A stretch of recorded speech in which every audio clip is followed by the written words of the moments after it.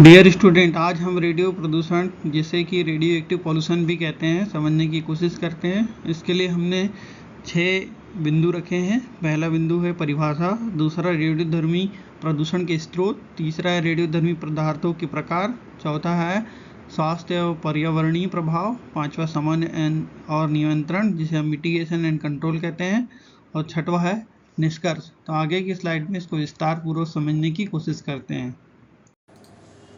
परिभाषा।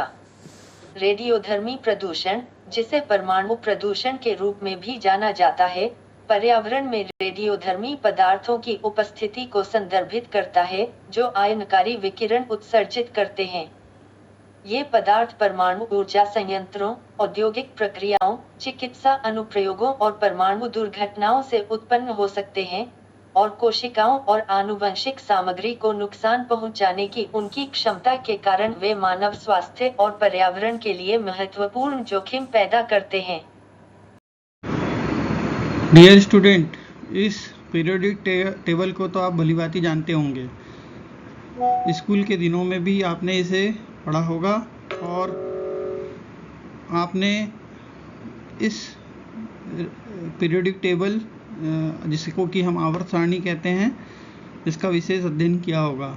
लेकिन यहाँ पर हम देखते हैं कि जितने गुलाबी कलर से जो एलिमेंट हैं वह सभी रेडियो एक्टिव एलिमेंट हैं और यह सभी विकिरण उत्पन्न करते हैं जिसके कारण रेडियोधर्मी प्रदूषण उत्पन्न होता है।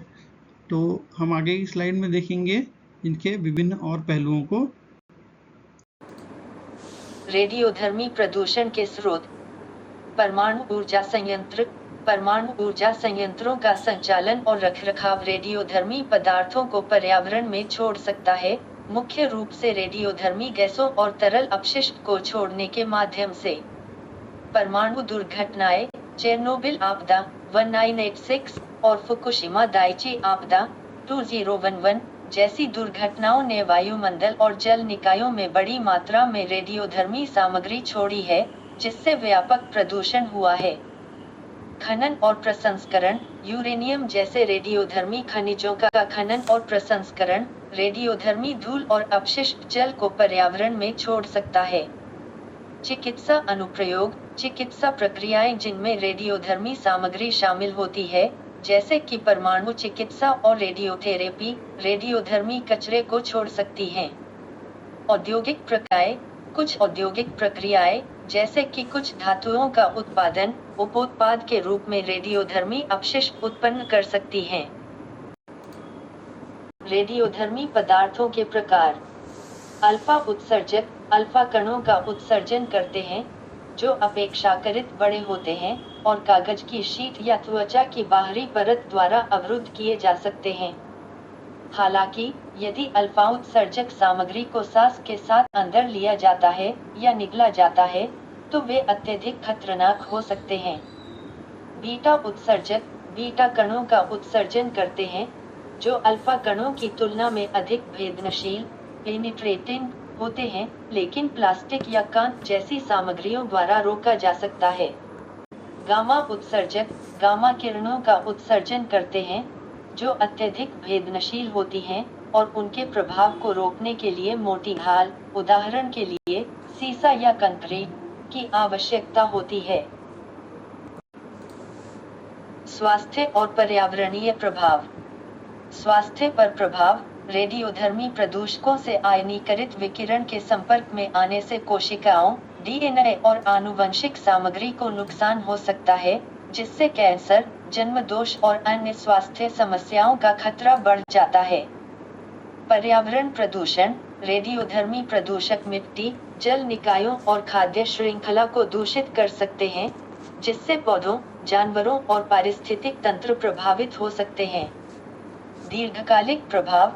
कुछ रेडियोधर्मी प्रदूषकों का आधा जीवन लंबा होता है, जिसका अर्थ है कि वे लंबे समय तक रेडियोधर्मी बने रहते हैं, जिससे लगातार संदूषण होता है।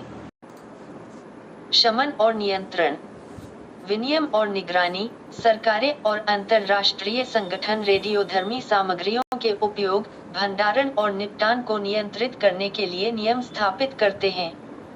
निगरानी प्रणालियां रेडियोधर्मी प्रदूषण का पता लगाने और उसे रोकने में मदद करती हैं। अपशिष्ट प्रबंधन, रिसाव और संदूषण को रोकने के लिए खर्च किए गए परमाणु ईंधन सहित रेडियोधर्मी कचरे का उचित निपटान और भंडारण महत्वपूर्ण है। डीकमीशनिंग, रिमूव बिजली संयंत्रों जैसी परमाणु सुविधाओं की सुरक्षित डीकमीशनिंग में रेडियोधर्मी सामग्री को हटाना और पर्यावरणीय प्रभाव को कम करना शामिल है। सार्वजनिक जागरूकता, जनता को रेडियोधर्मी प्रदूषण के खतरों के बारे में शिक्षित करने और जिम्मेदार प्रथाओं को बढ़ावा देने से जोखिम और प्रदूषण को कम करने में मदद मिलती है। वैकल्पिक ऊर्जा स्रोत, नवीकरणीय ऊर्जा स्रोतों का ज्यादा उपयोग करने से परमाणु ऊर्जा की आवश्यकता कम हो जाती है, जिससे रेडियोधर्मी प्रदूषण का खतरा कम हो सकता है। निष्कर्ष: रेडियोधर्मी पदार्थों के लंबे समय तक चलने वाले प्रभाव और मानव स्वास्थ्य और पर्यावरण को नुकसान पहुंचाने की उनकी क्षमता के कारण रेडियोधर्मी प्रदूषण अद्वितीय चुनौतियां प्रस्तुत करता है। रेडियोधर्मी प्रदूषण से जुड़े जोखिमों को कम करने और वर्तमान और भविष्य की पीढ़ियों की सुरक्षा सुनिश्चित करने के लिए कड़े नियम, उचित अपशिष्ट प्रबंधन और चल रहे अनुसंधान आवश्यक हैं।